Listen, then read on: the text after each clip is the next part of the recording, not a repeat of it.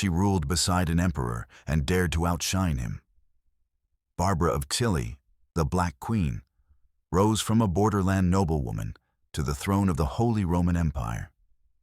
She spoke the language of scholars, read the secrets of the stars, and built power that frightened kings and priests alike. Branded a witch, betrayed by her husband, and locked away in silence, her crown became her curse. Barbara of Cilli was not born into the heart of empire, but on its restless edge, in a world where mountain winds carried the scent of both war and ambition. Around 1392, in the rugged town of Celje, then Cilli, now in modern Slovenia, a child opened her eyes to a sky streaked with iron-gray clouds and falcons circling above castle towers. She was not the daughter of a king, yet destiny was already at her doorstep, cloaked in the debts and promises of men far more powerful than she could yet imagine. Her father, Count Hermann II of Cilli, was a man of formidable will. He was neither a great monarch nor a sainted noble, but he understood the rules of power better than most. You do not inherit it. You seize it when history looks the other way.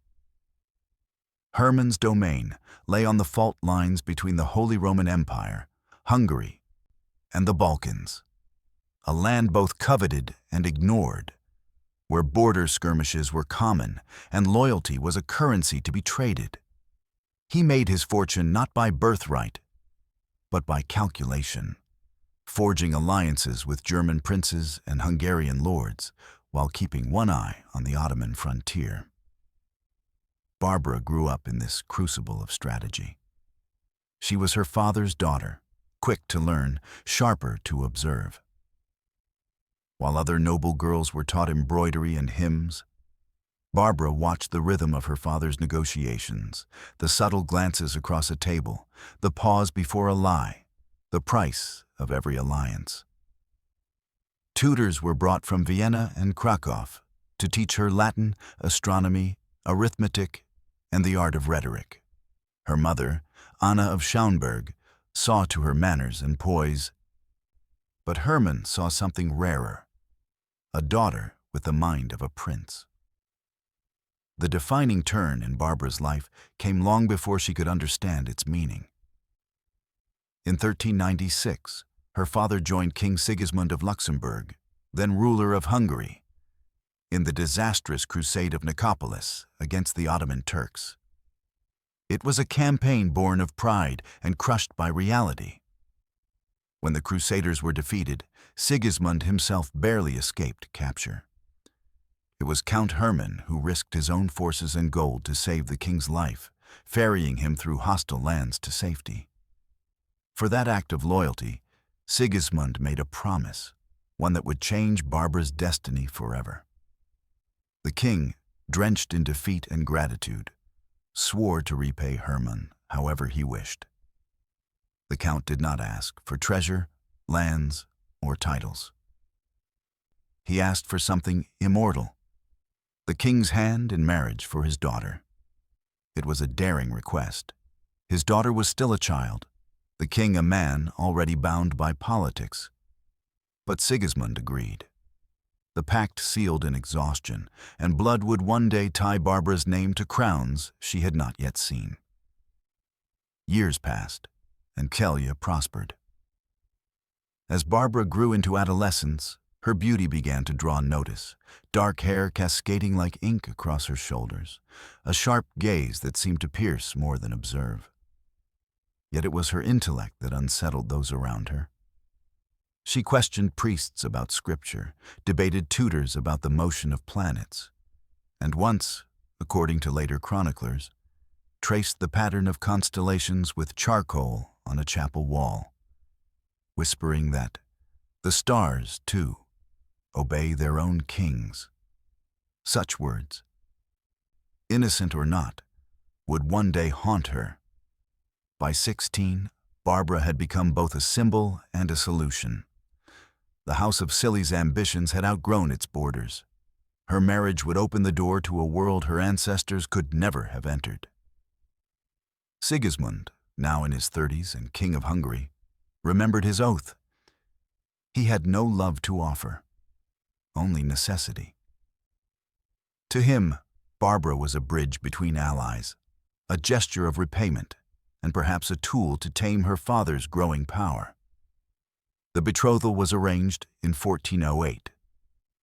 Chroniclers describe the ceremony as dazzling. A provincial girl standing beside one of the most powerful men in Europe, her eyes steady while courtiers whispered behind their jeweled hands. For many, it was a fairy tale. For Barbara, it was the beginning of captivity, dressed in silk. From that moment, her identity ceased to belong to herself. She was no longer Barbara of Cilli, daughter of a borderland count. She became Barbara, Queen of Hungary.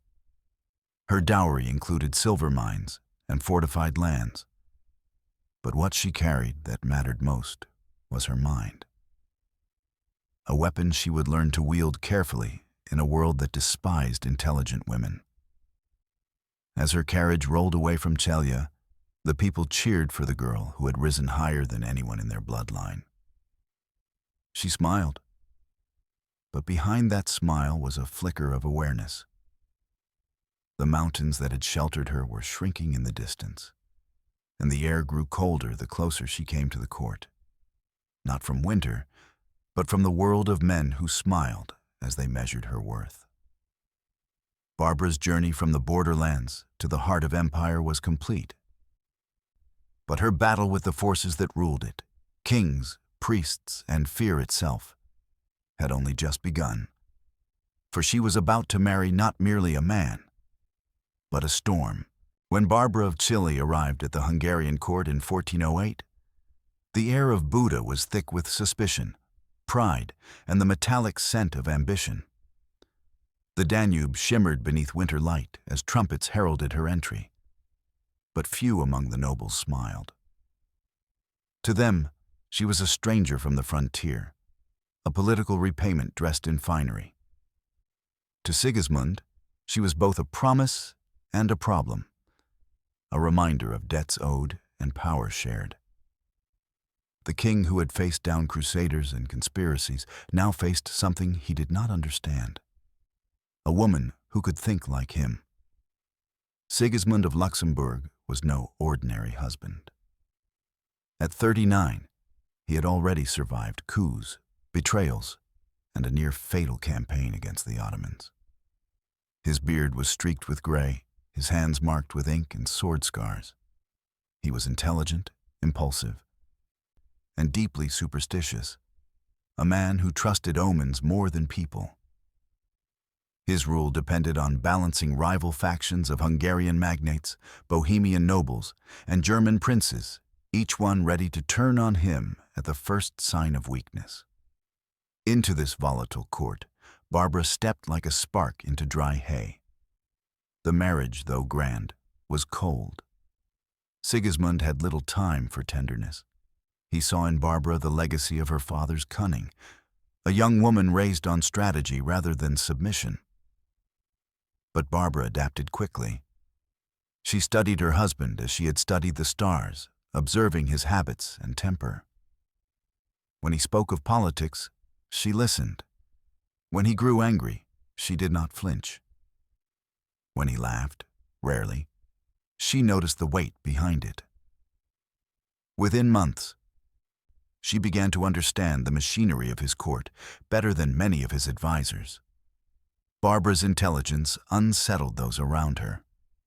She learned Latin fluently and read diplomatic correspondence when Sigismund was away. She debated philosophy with clerics, astronomy with scholars, and trade routes with merchants.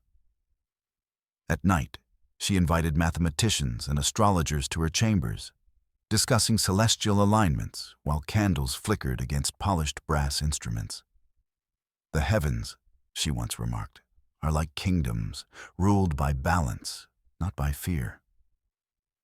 Such statements, radical for a woman, drew admiration from a few and alarm from many. Soon, whispers began to form around her name. They called her Nigra Regina, the Black Queen. The nickname referred to her dark hair and fondness for wearing black silk, but it also hinted at something more sinister. In a century when female intellect was viewed with suspicion, a woman who read the stars was too easily mistaken for one who commanded them. Priests muttered that her curiosity was unnatural, that she dabbled in heresy. Yet Sigismund, despite his temper, could not deny her usefulness. Barbara's role in state affairs expanded quietly. When the king rode out to quell rebellions or negotiate alliances, she managed correspondence, received envoys, and signed edicts under his seal. Her talent for administration became undeniable. Even enemies of the crown admitted that her judgment was sharp, her memory prodigious. Sigismund began to rely on her, and to resent her for it. Each success of hers reminded him that she could exist without him, that his empire might function even in his absence. Their relationship became a duel fought in silence. Barbara's calm intelligence met Sigismund's volatility, like air meeting flame. When he grew suspicious, she answered with reason. When he shouted, she lowered her voice until his anger echoed back at him. The courtiers began to notice the invisible war between them, a contest not of love, but of power. She rules his moods as he rules his armies, one chronicler wrote. Yet there were moments, brief and fragile, when the storm calmed. Sigismund, for all his paranoia, admired courage. When Barbara stood beside him at council meetings, her presence silent but commanding, he felt both challenged and protected. He once said of her, "She is a fortress made of silk." That line, preserved in a letter, would later be quoted by both admirers and detractors. But no fortress can stand forever against fear. Barbara's independence soon drew not only her husband's suspicion, but also the hostility of the church. Her support of learned men, alchemists, physicians, and astrologers, was seen as dangerous. These were the very minds the clergy sought to control or silence. To them, Barbara's patronage looked like rebellion. They warned Sigismund that his wife's cabinet of philosophers was a nest of heresy, a threat to divine order. The seeds of future accusations were already being planted in sermons whispered behind closed doors. Barbara, however, refused to retreat. She believed knowledge was power, and power was the only language the world respected. Her court in Buda became a place of ideas, where merchants discussed trade with monks and scholars debated the stars beside generals. It was the kind of court Europe would not see again until the Renaissance. But it was a century too early. Still, beneath her intellect lay a quiet longing. Letters preserved from her attendants speak of her walking alone along the palace terraces at night, staring at the reflection of torches on the river. Her Majesty does not sleep, one servant wrote. She keeps her eyes on the stars, as if waiting for them to speak. In those sleepless hours, Barbara must have understood the paradox of her life. She had risen higher than any woman of her age, yet every step upward drew her closer to the edge of ruin. Her husband trusted her, yet feared her. Her clergy courted her favor, yet plotted against her. And though she ruled beside a king, she already knew that her greatest enemy was not the church nor the nobles, but time. The slow erosion of loyalty that wears away all thrones. The storm she had married was gathering strength, and soon it would turn its lightning toward her. The story of Barbara of Cilli could have ended at the court of Hungary, as a clever queen beside a volatile king. But fate had grander, darker plans. Her life would not remain confined to one throne. She would wear many crowns, each heavier than the last. In the span of 2 decades, she became Queen of Hungary, Queen of Germany, and ultimately Holy Roman Empress. the highest rank a woman in medieval Europe could reach. And yet, the higher she climbed, the more the ground beneath her feet began to crumble. In 1410, Sigismund was elected King of the Romans, heir to the imperial crown. The empire was fractured, its princes restless, its papacy split by rival popes. It needed not just a ruler, but a diplomat, a mind capable of weaving together Europe's loose threads. To everyone's surprise, Barbara proved to be that mind. When Sigismund rode across the continent to secure alliances, she governed Hungary with a precision that even his seasoned ministers struggled to match. She negotiated trade privileges, reformed taxation, and oversaw the royal mint, turning chaos into a steady heartbeat of gold. By 1414, Barbara joined her husband at the Council of Constance, the great assembly that aimed to end the Western Schism, a rift that had torn Christendom apart for 40 years. The sight of the Queen's arrival became legend. She appeared in robes of deep black silk embroidered with silver constellations, her crown glinting like starlight on water. Chroniclers wrote that she seemed both earthly and celestial, a vision that silenced the crowd. Her beauty was undeniable, but her presence went beyond ornament. She stood beside cardinals and princes, listening intently, her expression unreadable as men debated faith and power. It was there, in the echoing halls of Constance, that Barbara first realized how fear travels faster than reason. Some saw in her dark attire a symbol of dignity. Others whispered that it was mourning for the soul of the church itself, or worse, a hidden sign of allegiance to heretical forces. Her fascination with astronomy and alchemy, once a curiosity of court gossip, now became political ammunition. Still, she did not flinch. When envoys mocked her learning, she answered in fluent Latin. When priests questioned her presence among men, she replied that the stars themselves do not ask who is allowed to see them. Behind the glitter of diplomacy, Barbara was building something of her own, an empire of intellect and influence.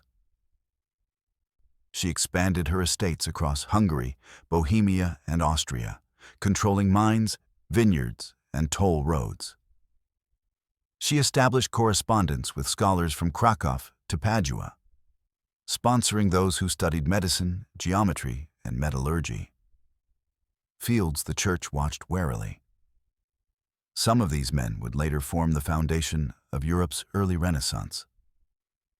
Yet at the time, their patroness was already earning a darker title, the alchemist queen. Sigismund, meanwhile, was too absorbed in his own wars to see how extraordinary his wife had become. He was fighting rebellions in Bohemia, heresies in Germany, and the ever-looming Ottoman threat in the south. He needed allies and money, and Barbara provided both. She raised troops from her own lands, lent him silver from her treasuries, and negotiated loans with Italian bankers in his name. Her influence stretched far beyond the image of a dutiful queen. She was, in truth, a partner in governance. But to men raised on divine hierarchy, a woman who ruled rather than served was a scandal waiting to erupt.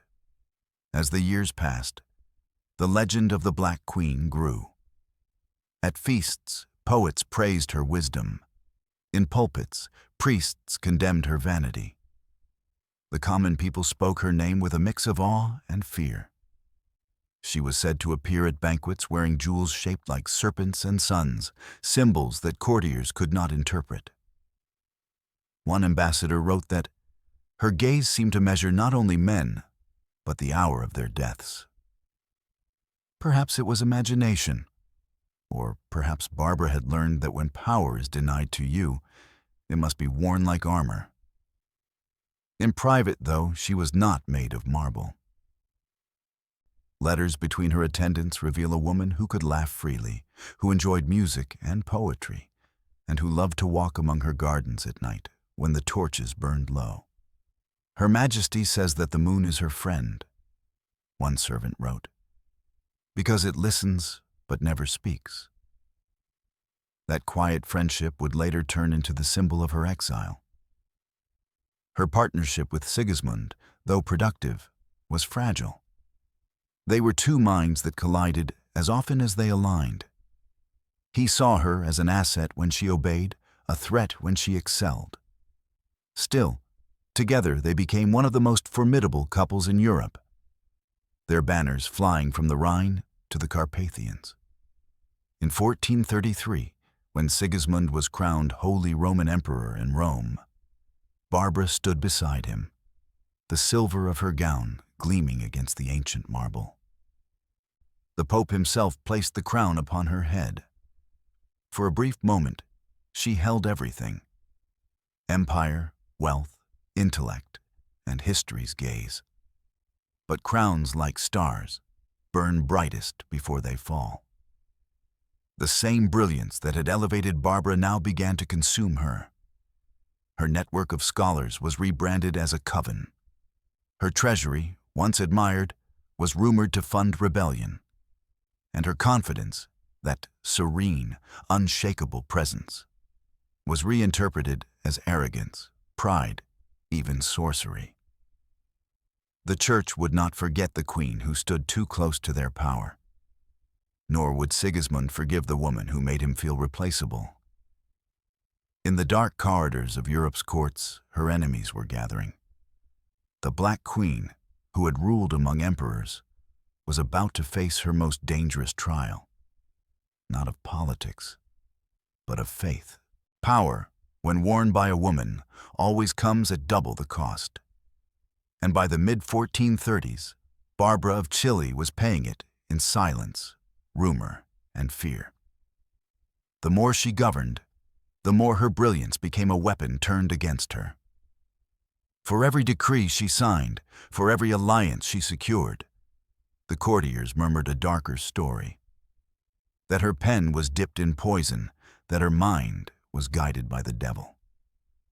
The whispers began, as they often do, in the confessional. Priests spoke of a queen who defied modesty, who preferred books to prayers, and whose fascination with the stars could only be explained by unholy influence. She was accused of keeping mirrors that showed the future, of mixing potions in silver bowls, of consulting spirits that spoke through smoke. The same intelligence that had once impressed scholars now frightened the clergy. Knowledge in a man was divine curiosity. In a woman, it was witchcraft. Barbara's court in Buda had become a magnet for thinkers, healers, and experimenters. She welcomed astronomers from Prague, Jewish physicians from Krakow, even a few renegade scholars once branded heretics by the Church. Her salons were filled with debates on medicine, philosophy, and the motion of planets. Subjects the clergy insisted should remain in the hands of men, if not in God's alone. She called it the study of creation. They called it blasphemy. The turning point came when Barbara's name was linked to the Hussites, a reformist movement spreading across Bohemia. The Hussites demanded that scripture be available in local languages, defying Rome's authority. Sigismund, as emperor, led crusades to crush them. Yet rumors swirled that his own wife sympathized with their cause. There was little evidence of this. Barbara's interest lay in knowledge, not rebellion. But in a time when questioning a priest was akin to treason, her intellectual curiosity became indistinguishable from dissent. Court chroniclers, eager to please their patrons, painted her as a dark enchantress who manipulated kings with her eyes and poisoned rivals with her smiles. One even described her as a daughter of Lilith, who cloaks pride in piety. The irony was cruel. Barbara's piety was genuine. She funded the restoration of churches and donated to monasteries. Yet she preferred to read theology herself rather than hear it filtered through frightened men. And that independence alone was enough to make her dangerous. Sigismund's paranoia fed the fire. The emperor, growing older and more superstitious, surrounded himself with confessors who warned that his wife's power was unnatural. They whispered that her influence over him had been won through charms, not reason. That she carried amulets in her gowns.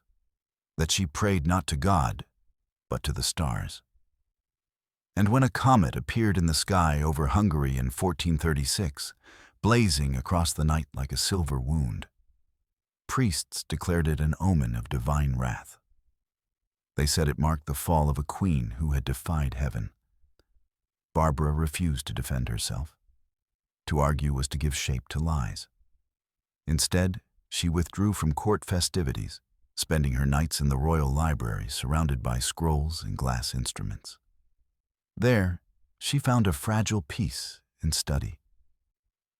"If the heavens are heresy," she once told a young clerk, "then I am guilty of wonder." The remark was meant as irony, but it traveled through the palace like a confession. Her isolation deepened. Courtiers who once sought her favor now avoided her gaze. Letters to her allies went unanswered. Even her daughter, Elizabeth, was encouraged to keep distance.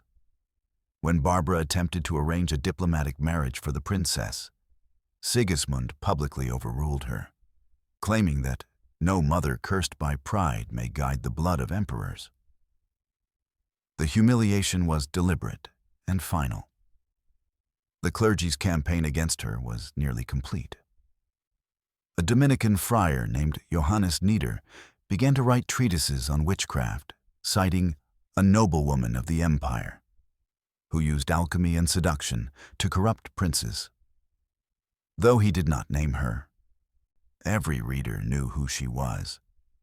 His writings would later help shape the infamous Malleus Maleficarum, the handbook for witch hunters across Europe.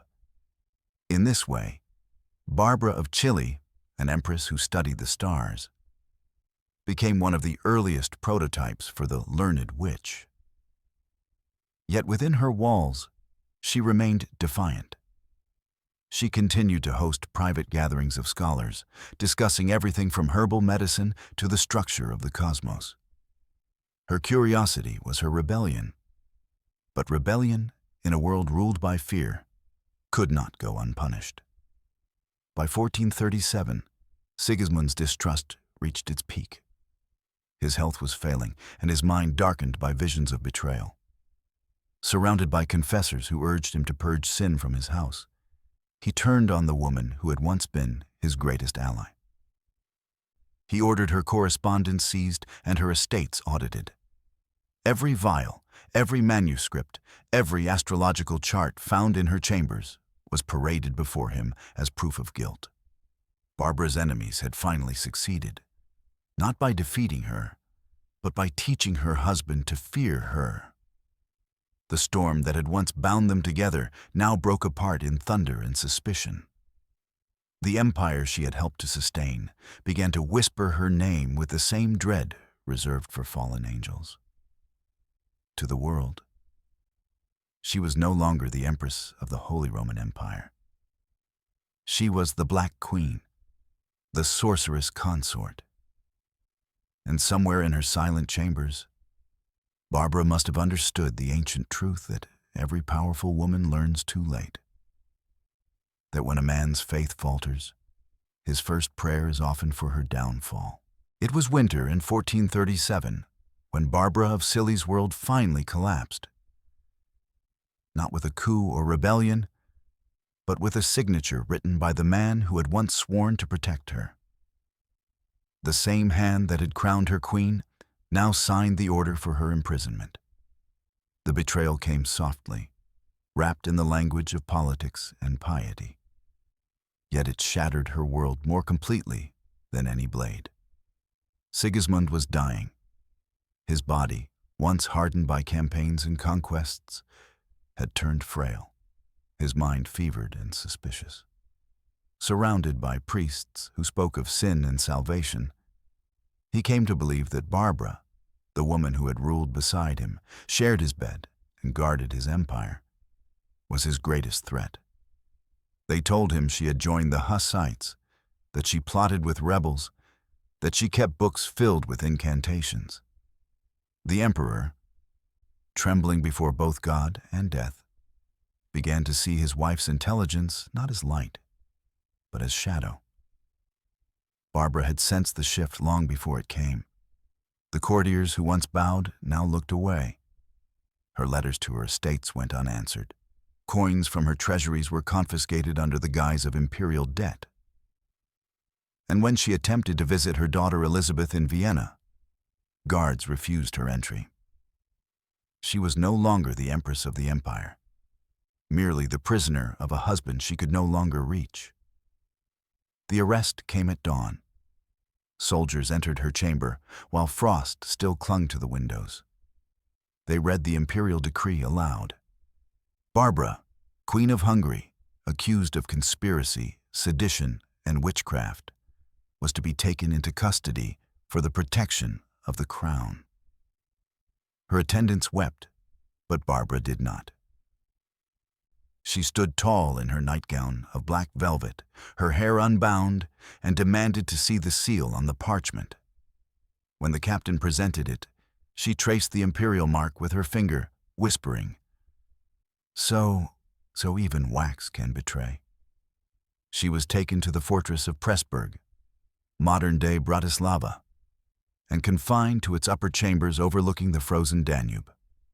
Her jewels were seized, her estates absorbed by the crown, and her name erased from court decrees. The emperor's agents announced that she had confessed her guilt, though no record of such confession was ever found. From her window, Barbara could see the river moving beneath thin ice, a current that seemed to carry away everything she had built. The silence of the castle was worse than chains. In the evenings, she listened to the echo of her own footsteps and wondered which sound the guards feared more, her prayers or her thoughts. News from the outside world arrived slowly, smuggled by loyal servants. She learned that her husband was gravely ill, and that their daughter had been declared his sole heir. In a gesture of cruel irony, Sigismund proclaimed that Elizabeth would inherit untainted blood. The message was clear. Barbara's name, her legacy, even her motherhood, had been declared impure. Historians would later argue whether Sigismund truly believed the accusations or merely sought to secure the succession by silencing his formidable wife. But for Barbara, intent mattered little. In the eyes of the world, she was already condemned. Inside her cell, she clung to small acts of dignity. She read the Psalms by candlelight, tracing each line as though searching for a map out of darkness. She kept a diary, now lost, where she recorded her dreams, the patterns of stars visible from her narrow window, and fragments of thought that blurred the boundary between science and faith. One guard, years later, recalled finding drawings of constellations scratched into the stone wall with a hairpin. Her imprisonment lasted months, but time in captivity stretches like an unending night. Her once rich gowns were replaced with coarse wool, her attendants dismissed. When she fell ill, no physician came. The empire she had helped govern now pretended she had never existed. And yet, even in exile, Barbara remained regal. When a priest was sent to demand repentance, she replied, "I repent only for ever believing that wisdom could coexist with power." It was not defiance born of pride, but clarity, the understanding that her downfall was not the work of devils, but of men. In December 1437, Sigismund of Luxembourg, Holy Roman Emperor, King of Hungary, and the man who had destroyed his own queen, died. He passed away in Znojmo, alone and raving, reportedly haunted by visions of demons and a woman in black standing at the foot of his bed. Whether this was truth or legend, no one could say. But when word of his death reached Pressburg, Barbara reportedly stood by her window for a long time, watching the river flow. "So the storm ends," she murmured. Within days, the guards received new orders. The empress was to be released. Freedom came to her not as triumph, but as echo. She left the fortress with nothing, no crown, no jewels, no title. Her estates were gone, her court dissolved, her daughter now married into the Habsburg line that would erase her name from history. Barbara crossed the river alone, cloaked in black, a widow in all but name. The peasants along the road whispered blessings as she passed, uncertain whether to pity or fear her. Some called her the cursed queen, others the Lady of Shadows. But Barbara herself said nothing. Behind her lay an empire that had turned her brilliance into accusation. Ahead of her stretched a future unclaimed, uncertain, and, for the first time, her own. The Black Queen had survived the storm. But the silence that followed would be its cruelest aftermath. When Sigismund of Luxembourg breathed his last in December 1437, the empire he had spent a lifetime holding together began to unravel, and the woman he had betrayed was the only one who truly understood the scope of his ruin. Death had finally silenced the storm that had ruled her life. But it left behind wreckage, not peace. For Barbara of Cilli, release from captivity was not freedom. It was exile dressed in mourning. She was led out of the fortress of Pressburg without escort, without title, without even the imperial ring that had once sealed her commands. The guards who had once saluted her now turned their faces away, unsure whether she was still royalty or already a ghost. In her arms, she carried only a single chest of books, Latin treatises on medicine, astronomy, and philosophy, the remnants of a mind that no one could confiscate. The empire, meanwhile, collapsed into chaos. Sigismund's daughter, Elizabeth, had married Albert of Habsburg, who now claimed the crowns of Hungary and Bohemia through her. But those kingdoms were restless. Nobles saw opportunity in the emperor's death and refused to swear allegiance to the Habsburgs. Civil war loomed, and old alliances cracked like frozen rivers under weight. Barbara, stripped of her influence, watched from afar as the world she had helped to build devoured itself. She had no illusions about the meaning of her freedom. It was not mercy, it was erasure. The new regime wanted no trace of the Black Queen, whose intellect had frightened the church and whose will had rivaled emperors. Her lands were absorbed into the royal treasury, her name omitted from prayers for the imperial dead. Chroniclers who once recorded her wisdom now wrote of her unnatural pride and suspect piety.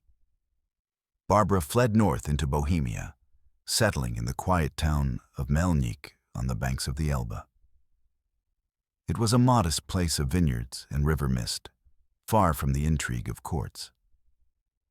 To those who saw her arrive, she was simply a widow in black, her once golden carriage now reduced to a plain wagon. Yet even in her solitude, there was a strange dignity in her bearing, the kind that lingers when everything else has been taken. In the first months after her arrival, Barbara lived as if suspended between two worlds, the one she had ruled and the one that no longer remembered her. She walked the vineyards alone at dusk, tracing the lines of the horizon like the edge of an old map. The peasants called her Pani Czerna, the Lady in Black, and left offerings of bread and flowers at her gate, unsure whether they honored a saint or appeased a spirit. But inside the quiet walls of her residence, Barbara began to rebuild something fragile, herself. She converted one room into a study, filling it with scrolls and glass instruments brought from Buddha. There, surrounded by manuscripts and celestial charts, she returned to the passion that had once condemned her, the study of the stars. The townspeople often saw a faint light from her tower at night and said the Black Queen was calling the heavens. They meant it as superstition. In truth, she was charting constellations, noting the slow turning of the sky, as if to prove that knowledge could still exist beyond the reach of thrones. Her health, worn down by imprisonment, never fully recovered. Yet she worked tirelessly, corresponding with scholars in Prague and Vienna under false names. Her letters spoke not of revenge, but of understanding, the nature of fate, the balance between reason and faith, the cruelty of those who mistake fear for piety. "Men call me heretic," she wrote in one surviving note, "because I sought to find God in His creation rather than in their chains." Meanwhile, the empire she had once ruled continued its descent into confusion. Albert of Habsburg died only 2 years after Sigismund, leaving Elizabeth a widow and the infant Ladislaus the posthumous as heir. The chaos Barbara had foreseen came to pass. Hungary and Bohemia fell into years of regency, rebellion, and plague. Those who had imprisoned her now begged for stability. But the order she had once maintained through intellect and diplomacy was gone.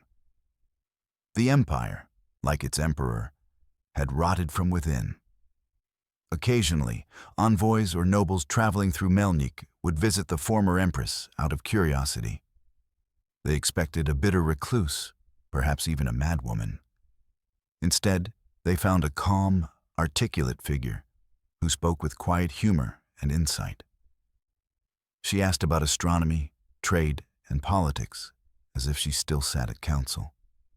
"The stars change their course slowly," she told one visitor, "but men do so overnight." Her exile gave her perspective. For the first time, Barbara lived without command, no armies, no courtiers, no intrigues. And yet her mind remained sovereign. In letters exchanged with the Bishop of Olomouc, she discussed the moral decay of rulers who pray for virtue only after they have lost it. To a scholar in Vienna, she wrote that the age of kings is an age of mirrors, each one broken by its own reflection. If Sigismund haunted her thoughts, she never confessed it. She neither cursed nor sanctified him. When asked by a priest whether she forgave her husband, Barbara reportedly smiled and said, "The dead forgive nothing. They only forget." Her days followed a rhythm of simplicity, rising with dawn, walking the vineyards, studying until nightfall. Servants recalled her sitting by the window for hours, eyes fixed on the slow drift of clouds, murmuring fragments of Latin prayers. Yet beneath the calm surface, there was melancholy. Once, she had commanded the fate of nations. Now, she could only measure time by the movement of stars across the same sky that had watched her rise and fall. The world believed Barbara of Cilli was finished, a relic of scandal, buried alive in obscurity. But history has a strange way of reviving the women it tries hardest to erase. Even as the chronicles mocked her, her legend began to shift. To some, she became a warning. To others, a symbol of the knowledge and defiance that the age of superstition had sought to destroy. And in her quiet house by the river, the woman once called the Black Queen began to turn her solitude into something transcendent. A rebellion written not in ink or decree, but in the light of stars that refused to die. The years that followed turned Barbara of Cilli from a fallen empress into something rarer, a living mystery. In Melnik, she existed at the edge of memory, as though time itself had chosen to keep her half hidden. Her house, perched above the meeting of the Elbe and Vltava rivers, became a quiet refuge of parchment, ink, and the soft ticking of an astrolabe. To the peasants below, she was a legend, the widow who read the heavens, the Black Queen whose light still shone when all candles went out. Barbara's exile had stripped her of every external symbol of power, but it had also freed her from the cage of courts. For the first time in her life, she belonged to no one. She did not need to please priests or manipulate nobles. She was answerable only to the stars she studied each night from the terrace of her tower. Her servants spoke of hearing her whisper Latin verses as she traced constellations with a bronze pointer. One of them later recalled her saying softly, "If one can map the heavens, one can map the human heart and find the place where it breaks." Inside her modest home, she recreated the intellectual court she had once ruled in Buda. Books filled every surface, treatises on astrology, medical manuscripts from Salerno, translations of Aristotle, and handwritten notes on celestial motion. She corresponded secretly with scholars in Vienna, Krakow, and Prague, signing her letters with pseudonyms like Viridis Amica, the Green Friend, to avoid detection by suspicious clerics. Those who received her writings found them remarkable, clear, poetic, and daring in thought. She wrote of gravity before the word had meaning, of the influence of the moon on tides and human emotions, of the healing power of plants that bloomed under certain stars. Though branded a witch by men who feared what they could not understand, Barbara's pursuits were not sorcery, but science, centuries ahead of their time. Yet the stigma never left her. Local monks warned villagers not to approach her house, claiming she communed with spirits on windy nights. When storms passed over Milnik and lightning struck the tower, people crossed themselves and whispered that the heavens were answering her. Barbara paid no heed. She had grown beyond the need to be believed. Each evening, she climbed the tower's narrow stairs to watch the world fade into indigo. The stars, the same companions of her youth, now seemed closer, brighter, as if they recognized her exile. "They do not judge," she once said to a young maid who brought her tea at dusk. "They burn, quietly, faithfully, and that is all the justice one can hope for." In solitude, she found a strange peace that no crown had ever offered. Her mind, once consumed by politics, turned inward to the vast, silent order of the cosmos. She began keeping journals, fragments of thought, observation, and reflection. Some of these notes would survive, copied by later scholars who rediscovered them centuries after her death. In one passage she wrote, "Men build towers to reach heaven, yet fear the woman who only looks up. I have seen both kings and priests fall beneath their own shadows. Only the stars remain constant, not kind, not cruel, but eternal." Those words, quiet and defiant, capture the essence of who Barbara had become. No longer a queen of lands, but of insight. Still, her solitude was not without cost. Age crept upon her. Her once dark hair turned silver. Her eyes, though sharp, carried the tired grace of someone who had seen too much. She walked more slowly through her vineyards, leaning on a carved staff. But even frailty could not dull her mind. Visitors described her as luminous, commanding even in plain garments, her voice calm but filled with weight, like a bell rung under water. Occasionally, scholars braved the journey to meet her in secret. One such man, a young Bohemian physician named Jan, recorded their conversation years later. "The Lady of Mielnik," he wrote, "speaks as if the world were a book half read. She believes that sickness, sorrow, and sin are all forms of imbalance, that what the Church calls punishment is often only nature correcting itself. She told me that God is geometry. I did not understand her then. I think I do now." To the end, Barbara refused bitterness. She could have written against the emperor who betrayed her, against the church that condemned her. She did neither. Her silence was not submission, but mastery, a kind of philosophical ascension. She understood that to answer ignorance is to grant it power. Instead, she let time itself become her advocate. When word of her writing spread, small circles of learned men began referring to her, cautiously, as Domina Astrorum, the Lady of the Stars. Her ideas, copied in secret, influenced bohemian thinkers of the next generation.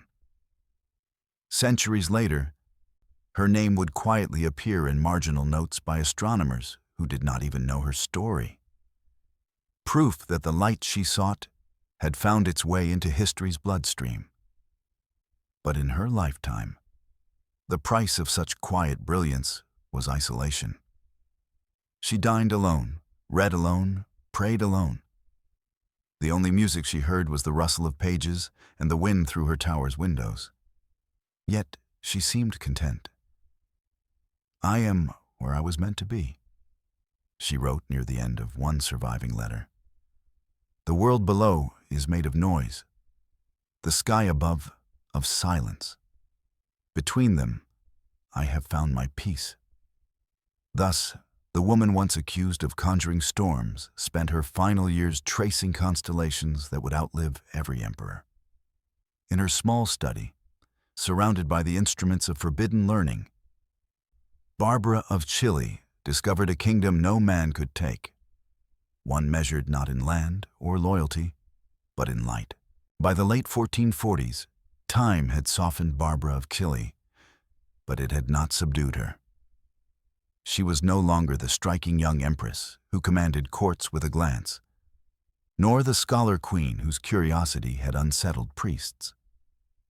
Yet even as her body aged, her intellect remained radiant, a candle that refused to go out though the world around her had dimmed.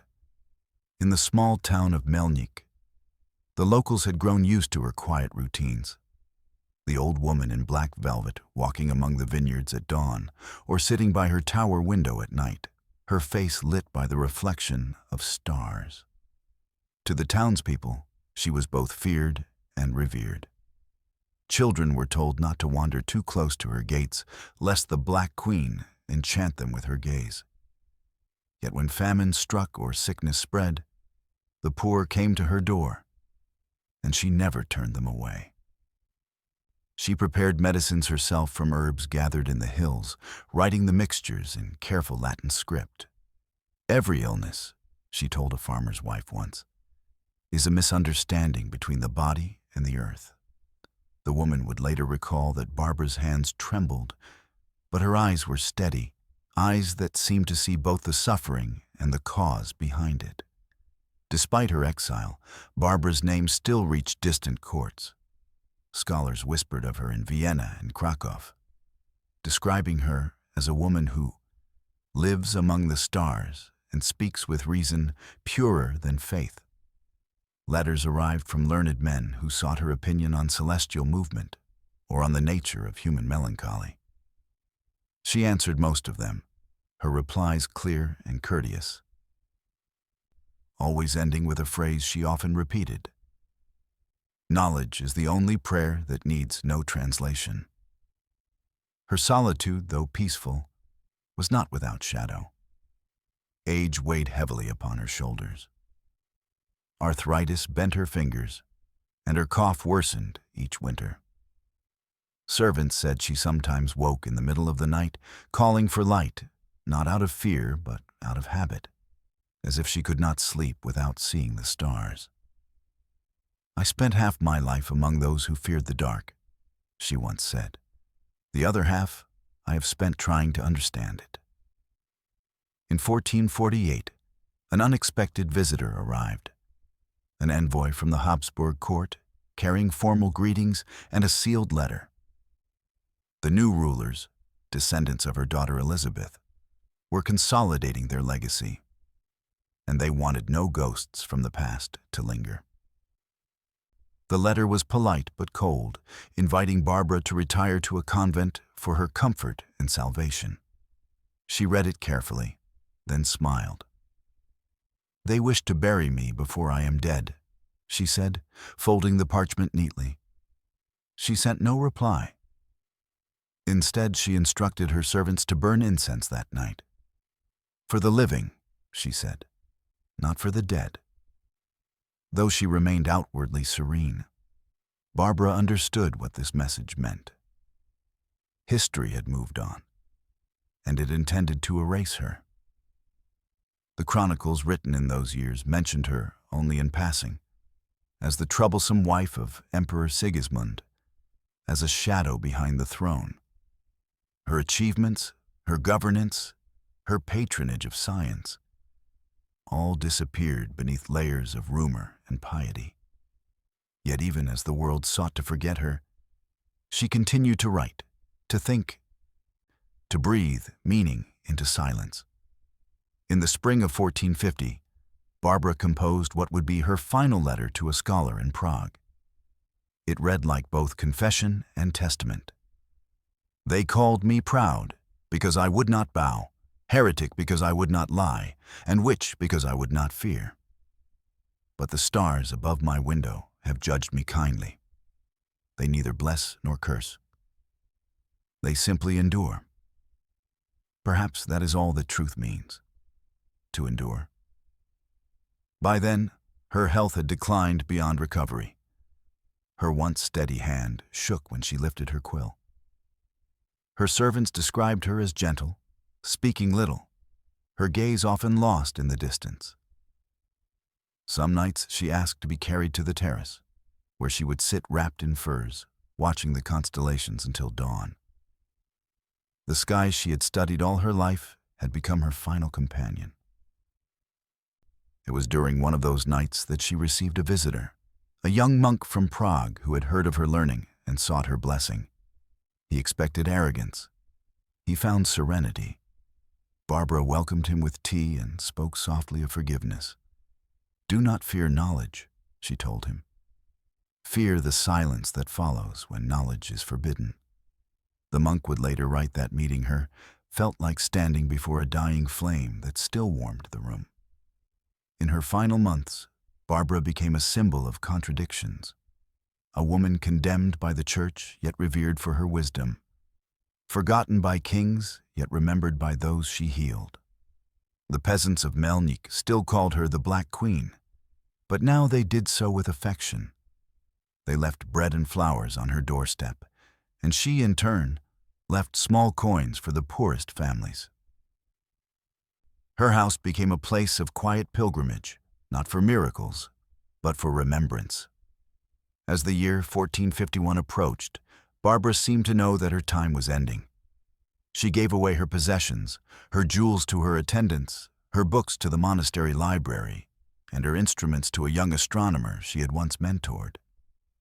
When her servants protested, she only smiled. The stars have never belonged to anyone.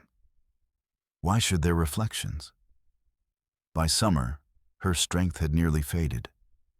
She spent her last evenings writing in a small notebook, bound in dark leather, tracing constellations alongside fragments of prayer. Her handwriting wavered, but her thoughts remained lucid, even luminous. "The body fades," she wrote, "but the pattern endures. Every soul is a star, brief in fire, eternal in motion." In those words, she gave herself her own epitaph. When the harvest season came, she was too weak to rise from bed. The servants opened her windows to let in the scent of grapes and river air. She asked for her book, the same one she had written for decades, and held it against her chest. "Leave it open," she whispered. "The sky will finish what I began." And so, the Black Queen passed quietly, not in disgrace, but in light, the same light that had guided her all her life. On the morning of July 11th, 1451, the town of Melnik awoke to a stillness that felt unnatural. The wind had stopped moving across the vineyards, and the Elbe glided beneath the cliffs like a ribbon of glass. In the upper chamber of a modest stone house overlooking the river, Barbara of Cilli, once empress of the Holy Roman Empire, Queen of Hungary, and the most feared woman in Europe, was taking her final breaths. There was no procession, no choir, no court physician standing at her bedside. Only the faint smell of herbs burning in a clay dish, and the quiet rustle of parchment as her attendants arranged the books she had requested be placed near her. Her hair, once black as ink, had turned a shade of silver that shimmered faintly in the morning light. Her body was frail, but her expression was peaceful, almost triumphant, as though she had been waiting for this stillness all her life. When the priest arrived, sent by the local parish, she did not ask for absolution. Instead, she asked him to read from the Psalms, not in Latin, but in Czech, the language of the common people. The priest hesitated. Such a thing bordered on heresy. But when she looked at him, her eyes calm and commanding, he obeyed. As he spoke the verses aloud, she closed her eyes and murmured, "At last, truth in a tongue heaven understands." Those were among the last words she ever spoke. As her breathing slowed, she reached for the small leather-bound book she kept by her side. Inside were her sketches of constellations, marginal notes on Plato, and prayers written in her own hand, prayers that blended reason and faith, curiosity and humility. The servant who attended her said that she clutched the book to her chest as she exhaled for the final time, her fingers resting on a page that bore a simple line written weeks earlier. "The stars do not fall. They return to the dark from which they shone." When news of her death spread through Mielnik, bells rang from the church tower, though not by royal order. The people had grown fond of her, the quiet widow who had once been an empress. They gathered outside her house with candles and flowers, uncertain how to mourn a woman who had been both saint and sinner, both scholar and witch in the stories told about her. Some said that on the night she died, the river outside her window glowed faintly under the moon, as if reflecting a light not of earth. Her burial was modest. The church, which had once condemned her curiosity, offered no grand ceremony. A few monks from a nearby monastery came to perform the rites, but they spoke them softly, almost apologetically. There was no royal procession, no trumpets, no heraldic banners. Her coffin, plain oak, without jewels or inscription, was carried by 4 villagers and lowered into a small chapel beside the river. The only mark left upon it was a carved symbol of a star. For centuries, no one could even say with certainty where her grave lay. Wars came and went, empires rose and crumbled, and the Black Queen of Cilli vanished into the footnotes of history. Chroniclers described her as vain, manipulative, dangerous, a woman undone by ambition. They wrote more about her supposed sins than about her learning. Her writings were scattered or lost, her name appeared only as a warning, not as a legacy. And yet, something of her endured. Among her surviving manuscripts, later rediscovered in a monastery archive near Prague, scholars found her drawings of the night sky, constellations labeled not by saints, but by virtues. Patience, reason, courage, truth. In the margins, she had written a final meditation. Power dies.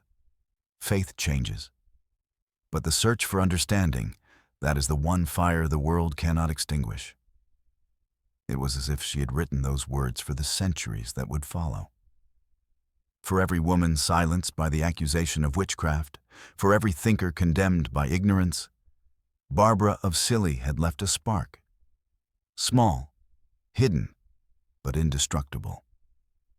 Her death did not erase her story. It preserved it in silence. Silence, after all, had been both her punishment and her refuge. It was the silence of her cell in Pressburg, the silence of her exile in Melnik, the silence of the nights she spent watching the stars that no priest could own.